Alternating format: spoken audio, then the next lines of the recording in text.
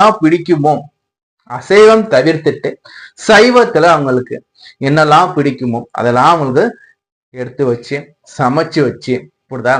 அவங்களுக்கு என்னன்னா ஃபர்ஸ்ட் காக்கைக்கு நம்ம என்ன பண்ணோம் அவங்களுக்கு காக்கையை கூப்பிட்டு இந்த காக்கைக்கு சாதம் வைக்கணும். இந்த காகங்கிறது நம்முடைய முன்னோர்கள். நம்ம முன்னோர்களுக்கு இந்த சாப்பாடு வைக்கிறது பார்த்தீங்கன்னா, இந்த காகம் சாப்பாட்டை எடுக்குதுன்னா நம்ம முன்னோர்கள் சாதத்தை எடுத்துட்டாங்க, எடுத்து சாப்பிட்டுட்டாங்க, நம்மளை ஆசீர்வாதம் பண்ணிட்டாங்க, நம்மளுடைய ஐதீகமா நம்பப்படுறோம். இதுல நம்ம காகத்தை நம்ம சாதம் வச்ச பிறகு ஏழை எளியோர்களுக்கு, வறுமையில கூட ஏழை எளியோர்களுக்கு அன்னதானம் கொடுக்கணும். ஒரு வேளையாச்சும் நம்ம மத்தியான நேரத்துல அவங்களுக்கு சாப்பாடு வாங்கி கொடுத்துட்டு அன்னதானம் பண்ணிய பிறகு நம்ம இந்த படையல் போட்டிருக்கோம் இல்லையா, இந்த படையல் போட்ட சாப்பாட்டை வீட்டுல கூட வயதில் மூத்தவங்களுக்கு அந்த சாப்பாட்டை சாப்பிட சொல்லுங்க. அப்படி இல்லை சார்னா யார் விரதம் இருக்கிறீங்களோ நீங்க அந்த சாப்பாட்டை சாப்பிடுங்க.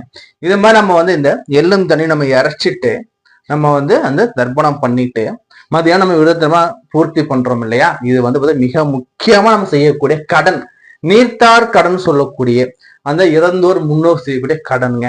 அடுத்து என்ன நம்ம பண்ணணும் பாத்தீங்கன்னா, இதுல ஒரு கேள்வி வரும், சார் நான் வெளிநாட்டுல இருக்கேன் சார், என்னால போயிட்டு இதெல்லாம் பண்ண முடியாது சார், நீங்க நதிக்கரை இல்லை அதே மாதிரி கடற்கரை இல்லைன்னு சொல்றவங்க வீட்டுல எப்படி சார் பண்ணலாம்னா, வீட்டுல பாத்தீங்கன்னா கால்படாத இடத்துல புரியுதுங்களா, சூரிய உதயத்திற்கு பிறகு குளிச்சு முழுவிட்டு என்ன பண்ண எள்ளும் தண்ணிய நீங்க இந்த வழியா இறக்கணுங்க. எள்ளும் தண்ணிய இன்னொரு நினைச்சு நீங்க இறைச்சிட்டு நீங்க விரதத்தை பூர்த்தி பண்ணுங்க. சார் இல்ல சார் எங்கிட்ட அது கால்பட இடம் இல்லைன்னா என்ன பண்ணுங்க, சுத்தமான பாத்திரத்துல சுத்தமான தண்ணியால எள்ளும் தண்ணி நீங்க பாத்திரத்துல இறைச்சிட்டு அந்த தண்ணியை கொண்டு போயிட்டு கங்கையில கரைச்சிடுங்க. இல்ல சார் ஒரு நதிக்கரையில விட்டுடுங்க.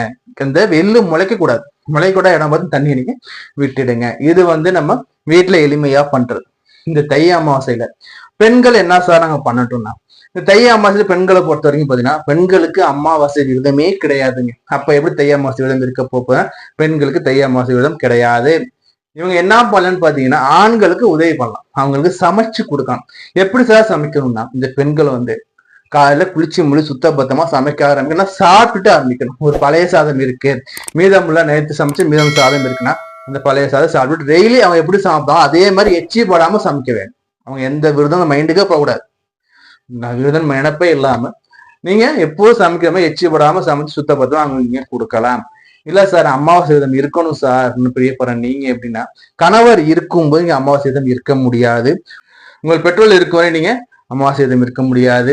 உங்கள் ஆண் குழந்தைகள் இருக்கனாலும் நீங்க அமாவாசை விரதம் இருக்க முடியாது.